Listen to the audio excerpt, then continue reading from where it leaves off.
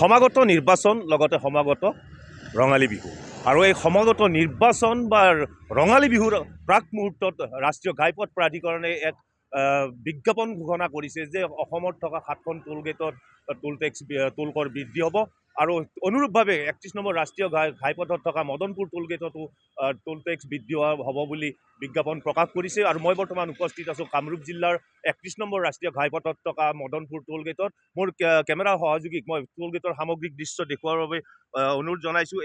এইটোৱে হৈছে যিহেতুকে নামনিৰ পৰা বা তেজপুৰ ছাইডৰ পৰা অহা সকলোবোৰ যান বাহন এই টোল গেটেৰে পাৰাপাৰ হয় এই ক্ষেত্ৰত যি এই টোল গেটেৰে পাৰাপাৰ হোৱা ব্যক্তি এজন মোৰ ওচৰত আছে, মই তেখেতৰ পৰা প্ৰতিক্ৰিয়া জানিব বিচাৰিম। দাদা, আপুনি এইপিনে সদায় পাৰ হয়? সদায় পাৰ হওঁ। আমি গম পাইছোঁ যে নেশ্যনেল প্ৰাধিকৰণে আকৌ 1 তাৰিখৰ পৰা 5 টকাৰ ঠাইত 35 টকালৈ বৃদ্ধি কৰিছে। এইটো আচলতে এইটো গৰিহণাযোগ্য, কাৰণ তেওঁলোকে য'ত ৰাস্তা ঘাটে ভাল কৰিব পৰা নাই, তেওঁলোকে বাৰে বাৰে কিবা এটা অজুহাত দেখুৱাই প্ৰতি বছৰে তেওঁলোকে টোল টেক্স বঢ়াই থাকে। গতিকে এইপিনে সকলো যান বাহন, সকলো গধুৰ যান বাহন এইপিনে অহা যোৱা কৰে। গতিকে এই বিহুৰ সময়ত যিটো তেওঁলোকে টোল টেক্স বঢ়াই দিলে 5% বা 35%লৈ, এইটো আমাৰ সাধাৰণ মানুহখিনিৰ কাৰণে যথেষ্ট ক্ষতি হ'ব। গতিকে আমি এই হেৰিতে ধিক্কাৰ দিছোঁ ৰাষ্ট্ৰীয় ঘাইপথ প্ৰাধিকৰণৰ মন্ত্ৰী নীতিন গাডকাৰী ডাঙৰীয়াক।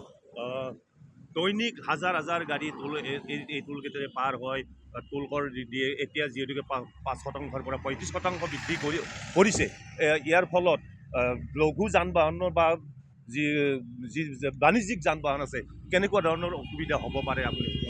এইখিনিতো আমাৰ গৰীব সাধাৰণ মানুহখিনিৰ ওপৰতে প্ৰভাৱ পৰিব, যিহেতু অনাগত আমাৰ এমাহৰ পিছতে বিহু আহিলে। গতিকে এইপিনেতো গোটেই যান বাহনৰ যেতিয়া টোল টেক্স বঢ়াব, তেতিয়াতো আমাৰ গোটেইখিনি আমাৰ জনসাধাৰণৰ ওপৰতে নিত্য প্ৰয়োজনীয় সামগ্ৰীখিনিৰ গোটেই দায়িত্বটো আমাৰ চাপ পৰিব সাধাৰণ পৰিয়ালৰ ওপৰত। এইখিনি হয়।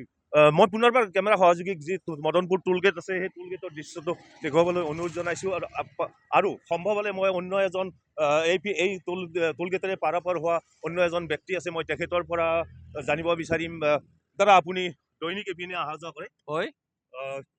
অহা 1 এপ্ৰিলৰ পৰা টোল কৰ বৃদ্ধি হ'ব, কি ক'ব?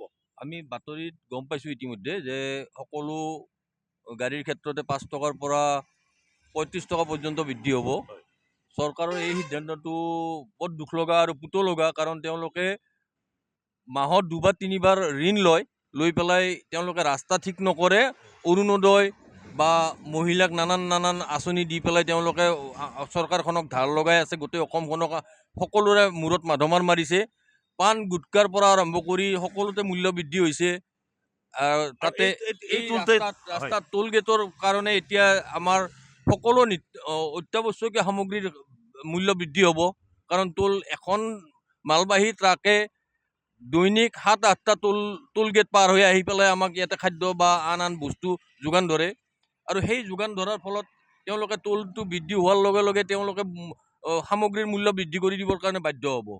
গতিকে আমি সাধাৰণ জনতাই তাৰমানে অধিক মূল্য দি পেলাই 10 টকাৰ বস্তু আমি এতিয়া 20 টকা দি কিনি খাব লাগিব। মানে মূল্য বৃদ্ধি হ'ব সেইটো 100%। আৰু হেৰি হ'ব, প্ৰত্যেক বাছৰ ভাড়া বৃদ্ধি হ'ব, গাড়ীৰ ভাড়া বৃদ্ধি হ'ব।